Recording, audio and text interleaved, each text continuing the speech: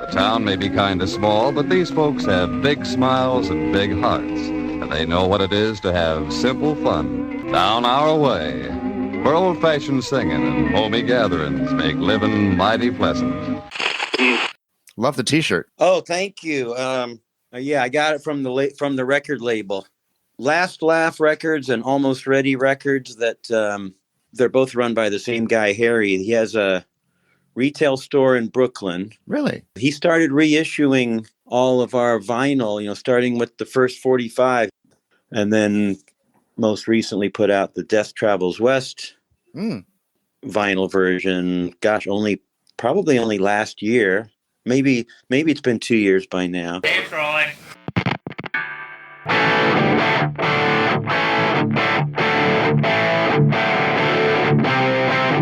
Welcome to Abandoned Albums, the documentary podcast where we take a closer look at some albums that may have been forgotten about over time, some albums you might not even know existed, and some new up-and-coming artists we think you should take note of. I'm your host, Keith R. Higgins. And on this episode of Abandoned Albums, Bill Goffrier stops by Thunderlove Studios to have a chat about his band, The Embarrassment. Walking around pouting like your little sister took your last Oreo. And not a traditional Oreo. No, a limited edition Oreo or seasonal Oreo. They're going to take off the shelf for another year. Did little Natisha take your last Halloween Oreo? You didn't get a chance to say goodbye to that delicious orange frosting? Did little Tyronda take your last ice cream Oreo orange sherbet? That is a summertime flavor. It's fucking embarrassing! Hailing from the Great Plains of Wichita, Kansas, The Embarrassment, like their contemporaries R.E.M., The Replacements, and Husker Du, helped blaze the trail for what would become college or alternative rock in the early to mid-1980s.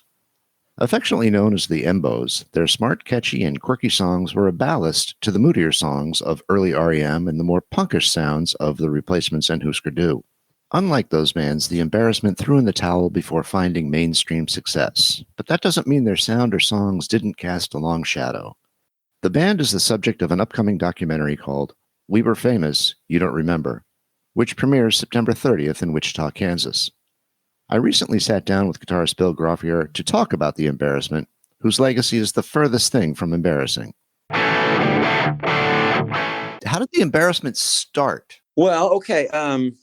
Three of what became the members of the band, we were childhood friends. When I was in third grade here, so I'd only been in Wichita less than a year, and as a little kid, what did I know? But I had one third grade friend who happened to live not too far away in the neighborhood. We were at the same public school, and I went over to his house one day to play, and his next door neighbor was 1 year younger and was out playing in his backyard sandbox, and we made immediate friends with him, and his name was Brent Giessmann, and he was playing in the sandbox with a little plastic mummy that was a replica of the Lon Chaney Jr. mummy from the Universal horror movies. And right away, that impressed me because I was a huge monster movie fan.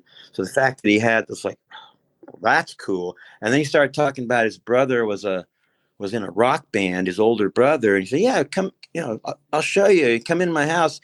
So he shows us the bedroom that he shared with his older brother, Brian, and they had a bunk bed and everything. And there in the room, and I think it was like a mini kit.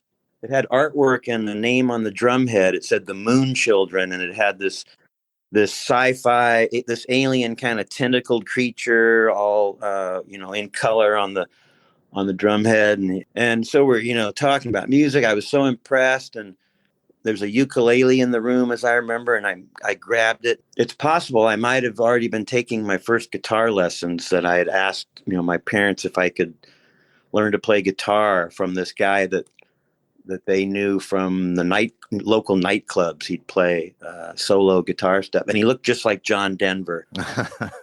The closest prop nearby was his little pink stuffed elephant, Stuffy. But we started writing a song about, a pink elephant and strumming the ukulele.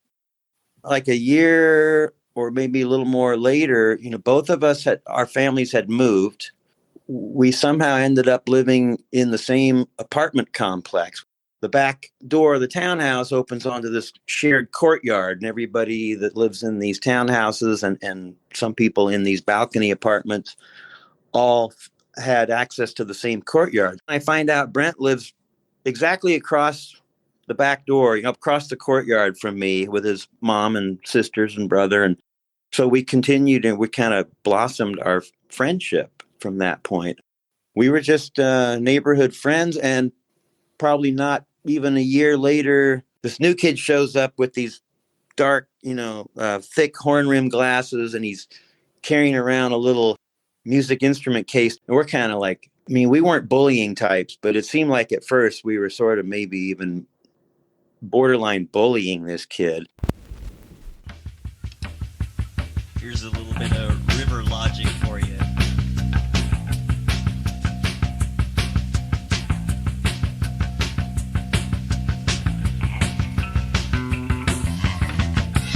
I was wondering if we should keep on. Because the force has got a lot of power.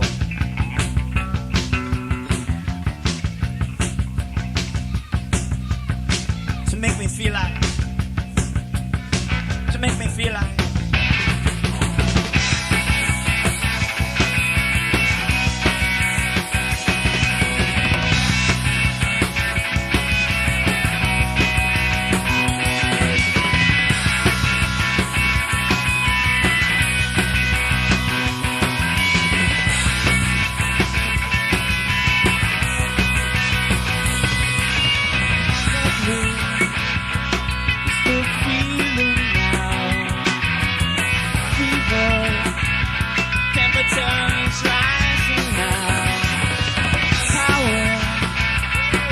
The forceful vow.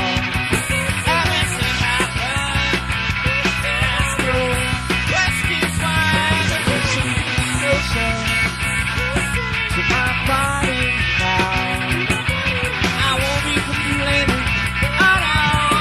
Just let me dance. Oh no. No, the force don't stop. Don't stop it, get enough. No, the force don't stop. Don't stop it, get enough. No, the force don't stop. Don't stop it, get enough. No, the force.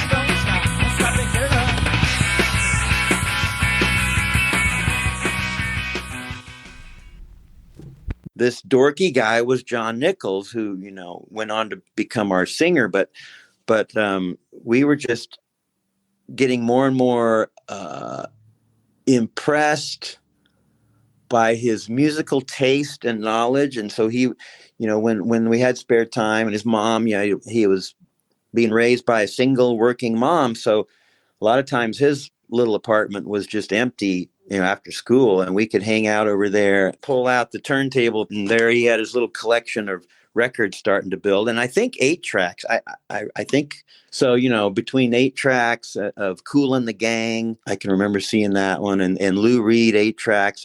Then we'd put on 45s and just go through a whole variety of stuff, because this was still pre-punk. So they're using money from the football fund to buy a movie projector. This is a honey of a story, but we've got to be careful. Jim, are you sure you have all the facts on this story? You bet I'm sure. It isn't fair to take the money we save for football uniforms to buy a projector. Remember, it's only a rumor that the football money is going spent. Did you check up on that? Oh, it's the football fund, all right. Does that sound right to you, Francis? I guess so. In probably 72, Brent, he had to explain to me who Alice Cooper was, because his brother was into Alice Cooper. And of course, having heard nothing, I didn't even know we were talking about a band or a guy. Right. That ended up being the first rock concert we ever went to, was Alice Cooper here in town at the doing the $1 Billion Babies tour with the original band. And, we were changed for life. Thanks to Brent's big brother, Brian, we'd also found our way to David Bowie pretty early on in the glam period. That made a big impression. So, between glam rock and progressive rock, but John Nichols was also buying up like Edgar Winter's Frankenstein and Ringo Starr, Back Off Boogaloo, and some of and Chicago. What certain things stood out to him that made him, buy these records and then want to, pitch those to us and say, what do you think of this? And I don't know, we'd sit around, the three of us, and talk about it, make fun of it, joke about it, satirize it, whatever. We weren't trying to write any songs or even play any instruments at that point, but it's like we had this ongoing music appreciation little discussion group going, and among all the other dangerous habits we'd get into. And what are you doing with your time? Well, I don't know. We're learning about music, but for what reason? Who knows? I don't think anybody mentioned having a band or anything. But then when punk rock broke, yeah. By the time the first Ramones album came out, which I think was pivotal, and as soon as I heard Johnny Ramones, playing, I realized that, well, this is what's going to finally allow me to play my guitar and express myself. I needed the permission of something like Johnny Ramone's playing style. I made that connection, and that became my reference. And I never had the chops or the technique. I just had to eventually grow my own kind of style, and it just led from. I mean, I'm a creative person. I'm mostly a visual artist, and I do think I have a natural talent for songwriting. I had to, just apply my whatever creative skills I had to growing that really basic primitive approach to guitar, and seeing what directions I could push it in that just were interesting to me. How did you come up with the name The Embarrassment? It's just singular, and it's a very clever name. Well, that's what we thought. We at this point, and I know, so you can already tell that I can't give an answer without some long winding story. Just ask my wife. When we were coming up with the name, we were kind of in our third or fourth band lineup, during which time, Brent had always been the drummer, and John had been initially just a bass player, and then he was never going to be the front man or the lead singer. But then in this final incarnation, we'd gone from being a trio, a power trio, without any of the skills of the Police. So, hey, there's a recipe. There's a formula there. Well, actually, no. Brent had the chops. I would put Brent as a drummer, right up there with Stuart Copeland, anytime. He's a very talented drummer. And if it weren't for him, I don't think we could have even grown the band the way we did, because it wouldn't have held up long enough for us to have time to evolve, to a point where we had something decent to say, So he was always the great asset to the band. We realized that as a trio, we were very limited. Sure.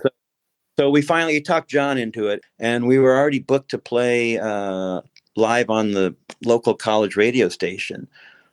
They appreciated that we had this new thing put together and we had new material, and they were ready to have us on the air. It was April 1st, 1979.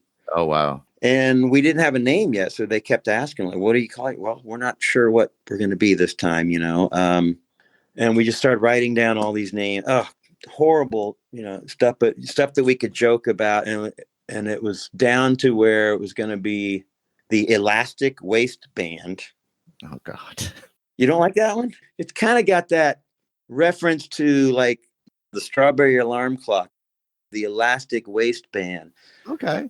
And then, but then along the same line of thinking was that we need something that's weighty. It's got that, like the Elastic Wasteband, it has that weight to it. And yet, on the other hand, it's completely ridiculous. Mm-hmm. So it's imagining, like, in a very serious way, like the association, the embarrassment, it's got that weight to it. And yet, on the other hand, it's just trashing your band. It's just immediately like, what? You're just writing yourself off. You're just telling everybody that you're not serious. Everybody recognized the duality of that. And it's like, yeah. If we get in a tight situation and we need a way out of it, it's like we can offer up the name as it's like our get out of jail free card, Well, we're the Embarrassment. Here you go. Should have known.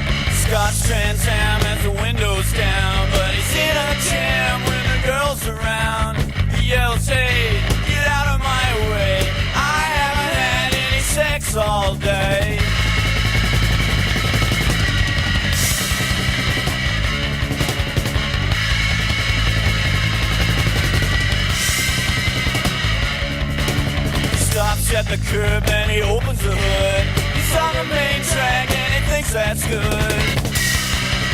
He thinks that's good. He's on the main track and he thinks that's good. He's on the main track and he thinks that's good.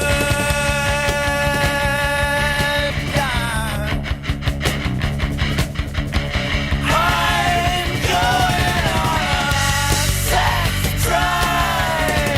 I'm going on a sex drive. Sex drive. Sex drive.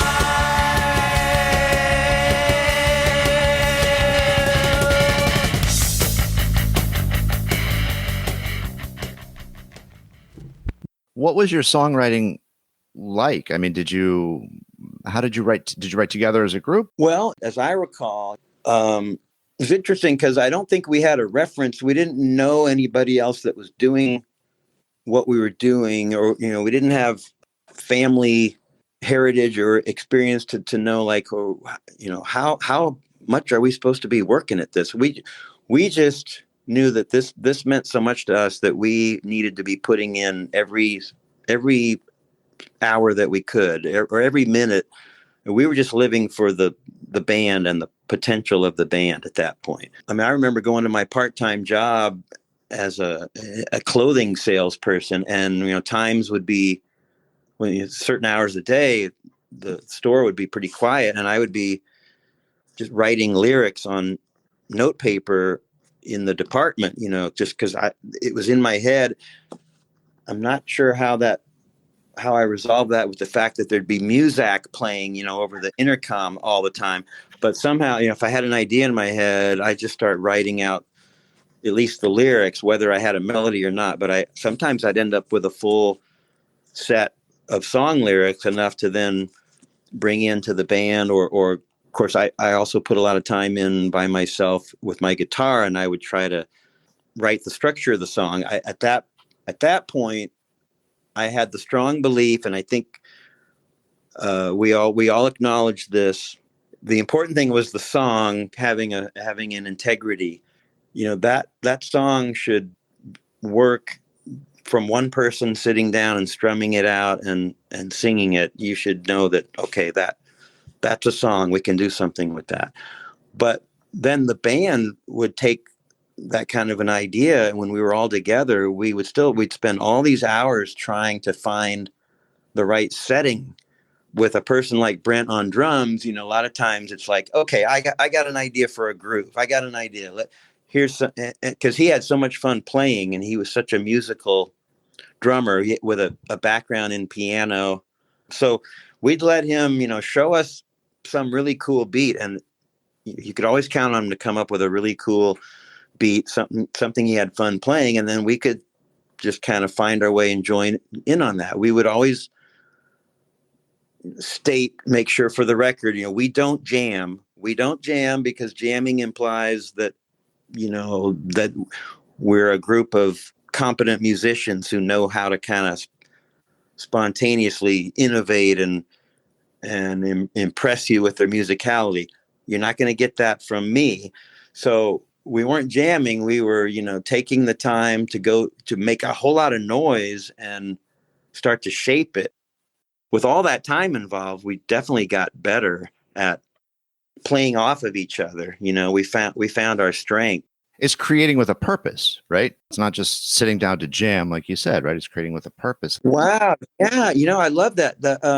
That's a great point, because that also makes the distinction between jamming and what we were doing, as you say, creating with a purpose. We were experimenting with the goal in mind of, what's going to serve this song idea the best. Because, most of the time, probably not 100%, but most of the time it was all focused on, working out a certain song.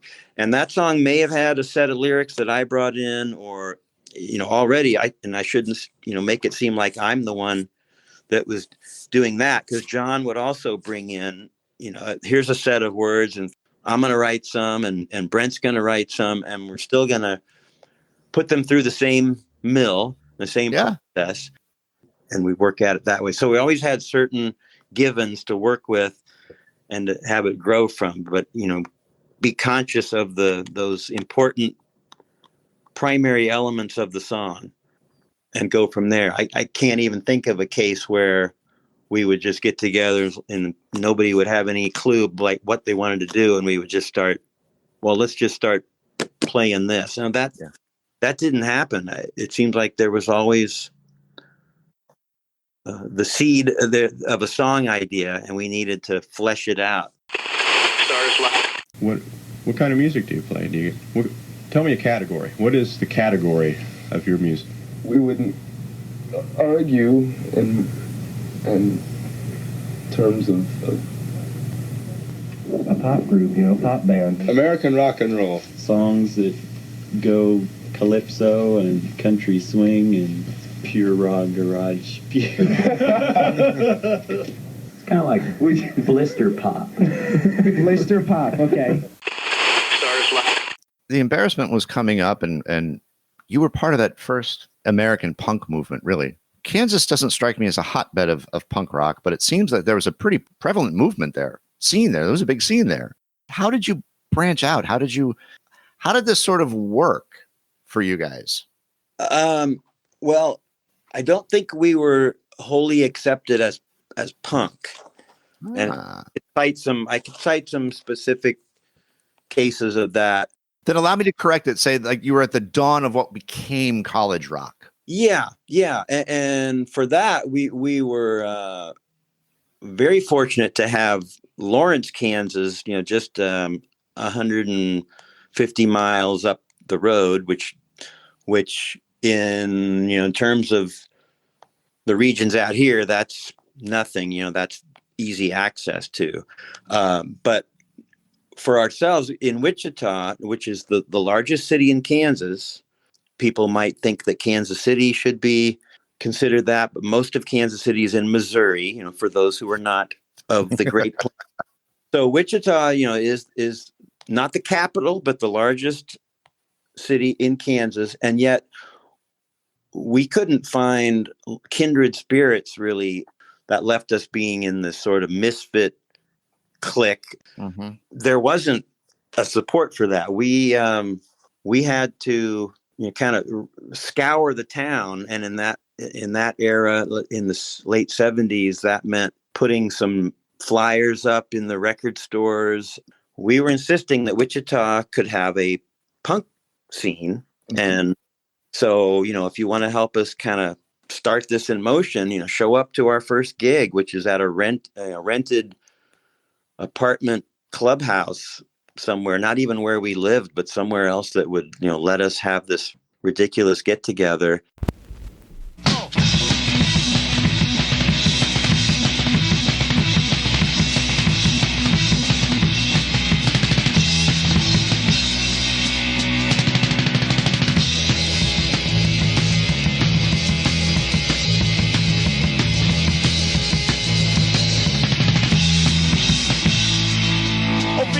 people, you don't know how much I hurt. 2, 3, 4. Valerie works in the Opal's home, yeah, and wishes she was anywhere but Oklahoma.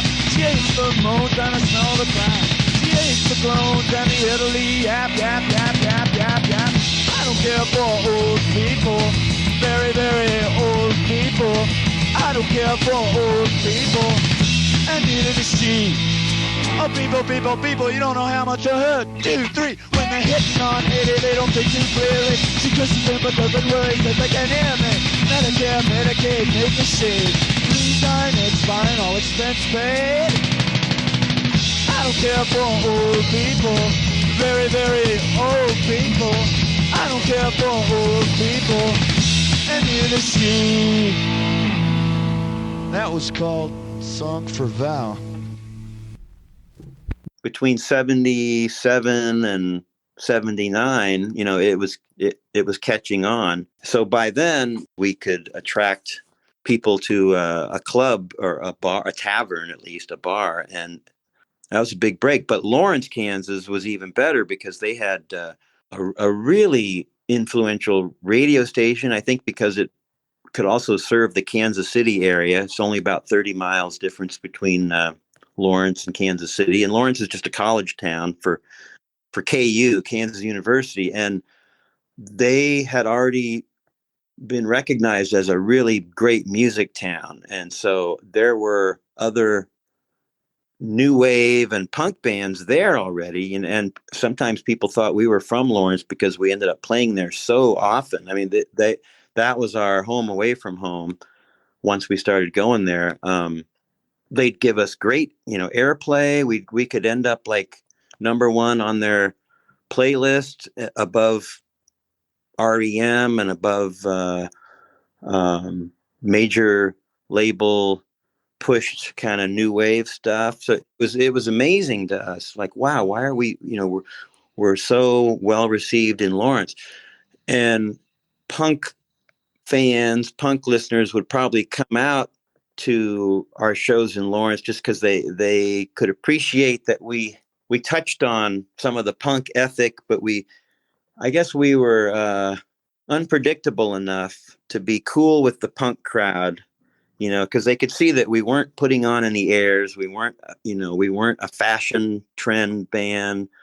We didn't care about a look, and we could play really hard, when we thought that was the thing to do. So I think in this Great Plains regional setting, the punk crowd appreciated that. But by the time we were putting out a second record and having it reach people in California, let's say, we saw that our press went from, the first record shows all this potential of it. Wow, a punk band coming out of Kansas, who would have thought? This is great. And then we put out our EP, and we show a much more varied side of what our writing is all about, and how we like to go in different directions, and they immediately trashed it. It's like, that's it. So much for what we thought was coming out of Kansas, and they probably had to wait a little bit for some more properly punk bands that were maybe Kansas City or Lawrence. Lawrence produced the Mortal Micronauts. Actually, we took them under our wing at first because they were so much younger than us. They were like underage to be even in the 18 and up tavern. And yet they'd put together this really energetic, more punky band, and they were writing original songs. So they started opening for us, and then, they became, they had a long run. So even they were probably considered more of a legitimate punk band from Kansas than we were. Do you consider the Embarrassment the forerunner of some of these bands that came after it, even R.E.M. to a large extent? Well, R.E.M. was on the same circuit that we were on. So in fact, we were supposed to play a show with them in Kansas City where they would have been the headliner at the time. And they got us taken off the bill. So Why? I don't know. There are different versions of why, there speculation about, to hear it from the side of like the the loyal Embarrassment fans of that region at that time were all, pissed off at R.E.M. saying, they're afraid to let the Embarrassment, play ahead of them because they'll blow them off the stage, So, it would have been great to kind of cross paths more. I didn't even see R.E.M. until the late 80s when I was in England with Big Dipper playing in the same city. But, we thought we knew we were playing the same circuit and trying to get the same radio stations airplay. We were jealous of the fact that,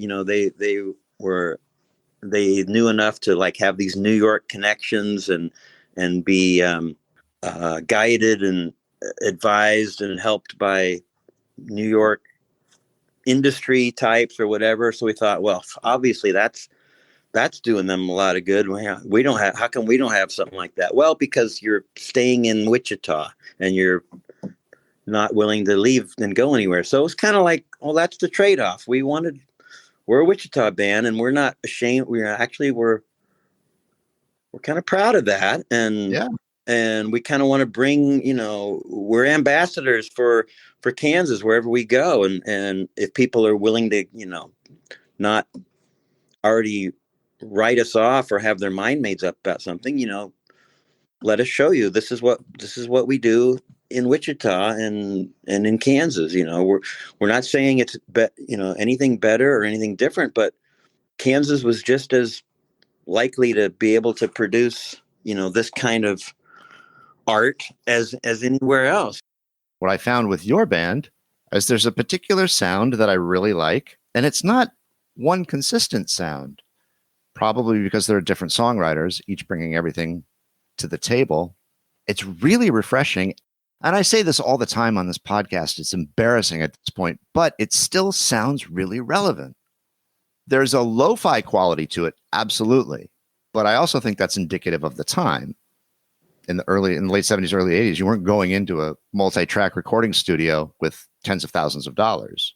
No, we were always on a very limited budget. We were in some good studios in some cases, but the studio served its purpose there. But on the other hand, a lot of what we did was on somebody's home studio 8-track recorder or even just recorded on a cassette deck at a live performance. And eventually, because different people were looking for different ways to package and release stuff and try to include things that maybe had not been properly recorded, so they would dig deeper. So, when you hear our catalog, there's some stuff that's really, really lo-fi. And then there's some stuff that we thought was pretty darn well recorded, but still without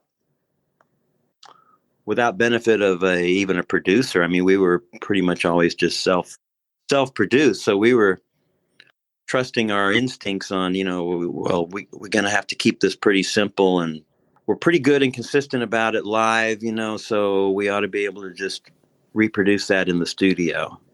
God Help Us is a full-length album from 1990, Bar None Records, proper producer, the whole nine. But prior to that, it seems like there were singles and EPs and one EP. Am I right? There was no real full-length prior to that, or was there? Well, the closest thing to a full-length was Death Travels West, and so we ended up referring to it as a mini album. Okay. It was the follow-up to the EP. It was meant to be a full album, but we had a very limited budget. We were able to use a good studio to kind of follow up and actually improve. We thought we were improving on what we'd done with the EP, which was in a good studio, but didn't have to take as long, so it was affordable. So Death Travels West was meant to further that, but frankly, we were at a point where we were getting road weary, and we weren't able to put as much time into developing the material. So we really felt like we had to limit the number of songs we recorded, and I guess we didn't really care. Like, well, why should we care how long or short this is? Let's just put out the songs that we want to put out. And, it was on this Lawrence label, Fresh Sounds, which had kind of built itself up over those years to where we thought, okay, well, at least we're not just entirely putting this out ourselves. We can hand it over to Fresh Sounds, and now they've kind of learned how to distribute and market and stuff like that. So that'll help, and it did. That whole Bar None experience was more of an opportunity based on what had happened in the subsequent years. It was like, well, we get a second chance. We can actually, maybe go in and do something the right way that we never got to do before, and sort of suggest, like, well, this is kind of the direction that we might be going if we were to continue now as a band. This is how things would be different. We'll just like show people kind of where we're at right now. Yeah. So yeah, it was a mixed results. There are the 3 records that you can stream: Heyday, Blister Pop, and God Help Us. And I got hung up on Heyday and Blister Pop. Yeah, Heyday's got some real obscure stuff in it too, because that was a fun way to be able to include some things that were otherwise never going to be heard when that was put together. But also Heyday suffers from some inferior remixing and inferior mastering, unfortunately.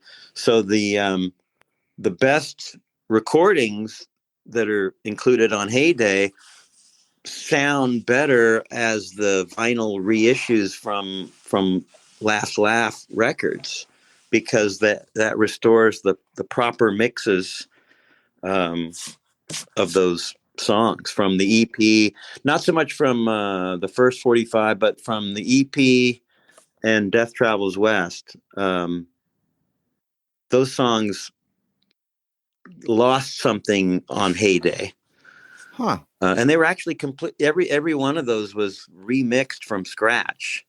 It lost a lot of the low end, and that's not good, because the band's, the total effect relies a lot on the bass part and the low end, and a lot of people picked up on that right away and complained about it, and there was nothing we could do. But because Heyday was still the most accessible collection of our songs, so we just had to live with that.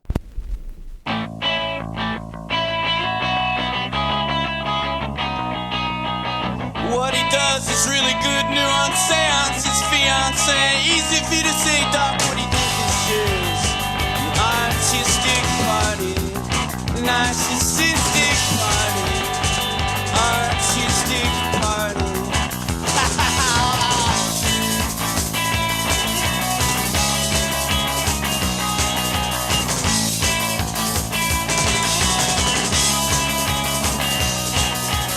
She has a book on the subject of beer in her hand. I believe I've walked into a party, artistic party, narcissistic party, artistic party, narcissistic party, artistic party, party.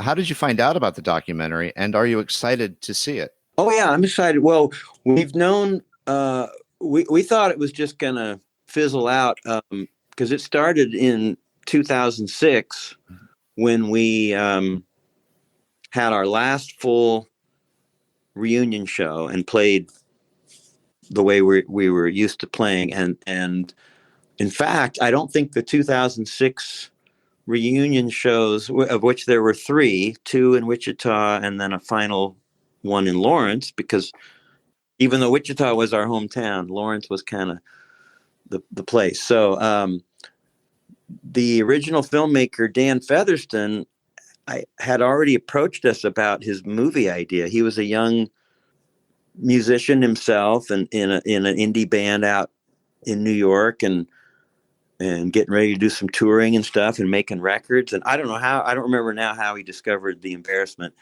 but somehow it became enough of an obsession for him that he was determined he was going to make a documentary along the lines of the one he had seen and appreciated about the Minutemen, and which I still have never seen. But that was going to be his kind of model, and he started we met him because he wanted to start interviewing us on video and whatever he could do. Young guy, just very enthusiastic, and we appreciated. I mean, we appreciated the attention, because at that point, I don't know what everybody individually was doing, but we certainly had no ambitions of doing anything together musically.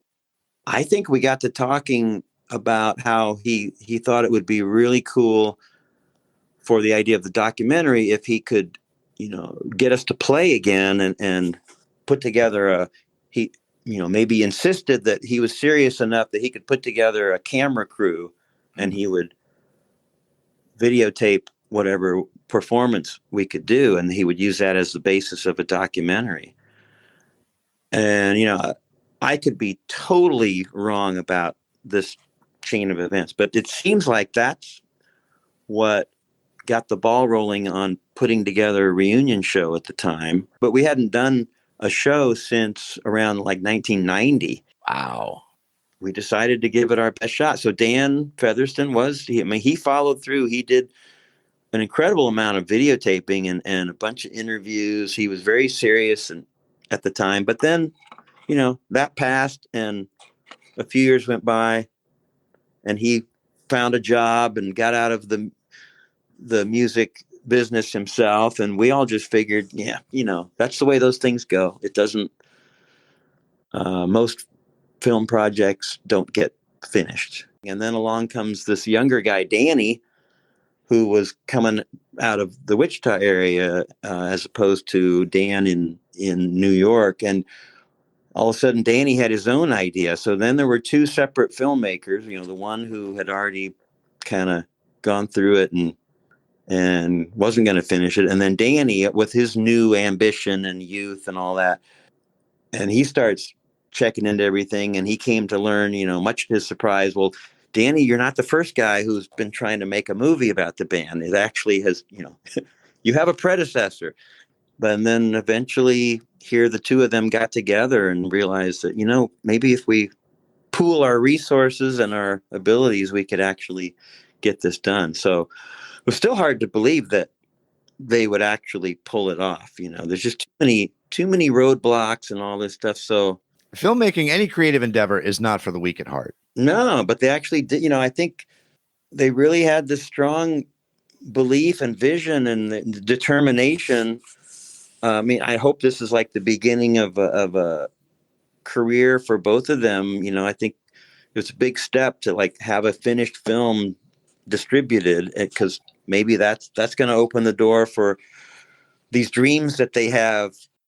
And we've just been like, felt so honored, that they're putting that much work and effort in. Why us? How'd you choose us? I can kind of understand with Danny, because he's from here.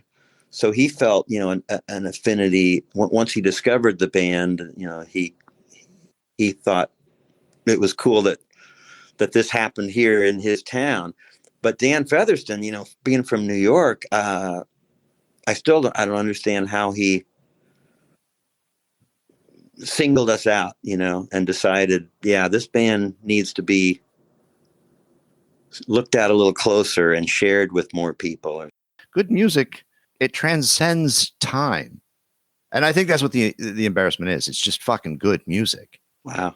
And that's why this guy in New York, it resonated with him, resonated with me just recently. I'm a middle-aged fucking guy. Yeah, you're not supposed to discover new music. The documentary is premiering at the end of the month. By the time I put this up, I'll put it up on Wednesday, the 28th. The documentary goes out. It's going to be premiered on the 30th. Will the Embarrassment be playing a live show? Oh, yes, on the 30th. Sweet. So that's what I'm immersed in now. I mean, well, I don't normally have music as a regular part of my routine because I'm a visual artist full time. So now I have Embarrassment music is part of my daily routine. So that's what I'm doing is trying to have a disciplined approach to relearning the songs, because now it's been 16 years again. I was just going to say that, yeah. But hey, I'm used to that. Every 16 years. I did have, like, the last 4 years of incorporating music into my life was really rewarding. A labor of love, putting together an album of my friend Jeff's songs. So I got a little bit of writing credit because he's very generous in that way. He let me help write some extra verses and occasional things, but mostly he had this whole collection of demos that he'd been writing, and I was able to call in the services of the guy who first recorded the Embarrassment, who still has a regular habit of doing music, but just for love of music. He doesn't do it for money, but he has a studio at home and he loves to work on projects that he enjoys. So he got pulled in to help me put this together. And so it's been kind of a virtual project. Most of the time, the musicians have all been in separate states, putting this together. And a lot of the bass playing is actually done by the same guy who's going to be playing bass for this Embarrassment show, because Ron Klaus is not available. Oh, but we're telling everybody up front. That's the reality of it. But he's somebody that stepped in the more latter days of Big Dipper. Okay. And so he's well known to us. Tom Brewitt playing bass. So he played on a lot of these songs of Jeff's. It's finally out, but it's out just kind of like on streaming platforms and on our Bandcamp page. It's called Chucky Fume. That's the artist name, because it's Jeff's alter ego, and the album's called Thoughts from the Universe. But I just had so much fun. It was so rewarding to work on it. It was very emotional. There's some really deep felt writing on it. It's very personal to Jeff. It's the kind of songwriting that I was never mature enough to do. And so I really admire that Jeff did that. And it's just been so surprisingly positive to do that. Awesome. I like the way it turned out. Well, definitely link to that as well. And I'm definitely going to listen to it. Bill, I will let you go. I've taken up way too much of your time, and I appreciate the time you've given me, and I thank you for the music. And I'm so thankful again to Mark at Bardon for turning me on to it. A middle-aged guy finding new music is not easy to do, especially new music that resonates. Now I'm feeling inspired, and I need to find something new. Actually, I may have. Well, it doesn't have to be new in the context of music. It's just new to you, right? So, correct. Yeah. Low Straitjackets. I don't. Not familiar with them, right? Like, they've got a huge cult following, but and they're also known quite a bit as the backing band when Nick Lowe goes on tour with a band. That's his band. Okay. They're always wearing Mexican wrestling masks. I will give them a go as well. Again, Bill, thank you so much for everything. Oh, thank you. My pleasure. I think the timing is fortuitous. Cool. All right, man. Good luck. Thank you very much, Bill. All right, take care. Take care. Bye-bye. Bye. Many thanks to Bill and the other guys in the Embarrassment. The songs you heard on this podcast included a cover of Don't Stop Till You Get Enough, the songs Sex Drive, Song for Val, and Celebrity Art Party. You can stream the Embarrassment on all your favorite streaming services. You also heard a clip from the show Letterkenny, available to stream on Hulu. Be sure to keep your eyes open for the documentary We Were Famous, You Don't Remember, coming to a theater or streaming service soon. Special thanks to Mark Lipsitz at Barnon Records. Please be sure to check out the episode notes. We'll have links there for all the stuff that you're probably scratching your head about now. Abandoned Albums was recorded at Thunderlove Studios. Produced and written by Keith R. Higgins. Engineered and mixed by Steve Beasley. Edited by A.J. Royce. Original music by Mike Pellegrino. If you like what you've heard, please be sure to subscribe and leave us a rating. It really does help. Thanks for listening. At Twitter, we are at Abandoned Albums, and on Instagram, we are at Abandon_albums. Grazie. Bailey Leaf, Rob Janicki, S.W. Loudon, Michael Janicki, Steve Beasley, Mike Pellegrino, Therina Bella, Peyton Janicki, and of course, our executive producer, Rufus Thunderlove.